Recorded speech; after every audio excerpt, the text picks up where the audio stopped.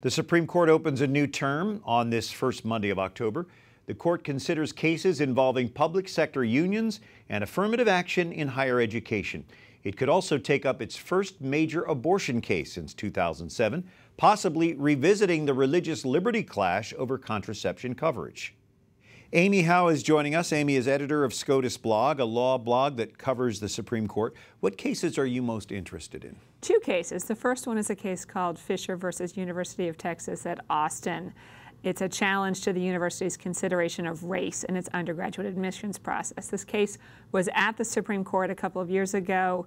The Supreme Court, after considering the case for many months, essentially punted. It sent the case back to the lower courts for it to take, it said, a tougher look. The lower court took that look. It said, looks fine to us. And so now it's back at the Supreme Court. The second case is a case called Friedrichs versus California Teachers Association.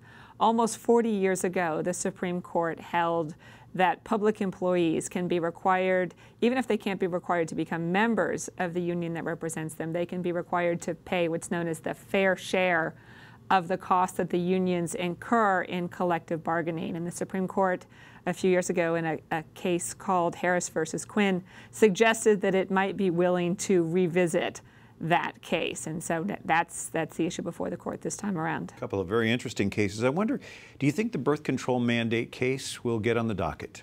I do. The first several lower courts of appeals that considered the birth control mandate had rejected the nonprofits' challenges to the birth control mandate. But then a couple of weeks ago, the U.S. Court of Appeals for the Eighth Circuit, which reviews appeals from generally the Midwest part of the country, agreed with the challengers and struck down the birth control mandate's accommodation for nonprofit religious groups. And so that creates the kind of conflict among lower courts that almost always prompts the Supreme Court to step in. The government has in fact agreed now with the challengers that the Supreme Court should step in. And there's an abortion law in Texas that's being challenged.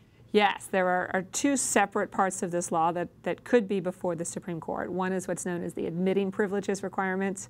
If you're a doctor that works at an abortion clinic, you have to have admitting privileges at nearby hospitals. The rationale is in case of emergencies.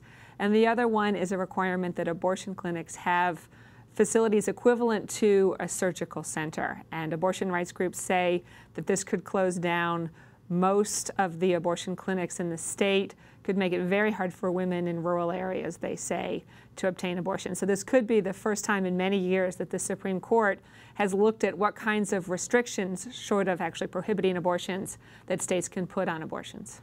Amy Howe with SCOTUSBlog. Thank you. Thanks for having me.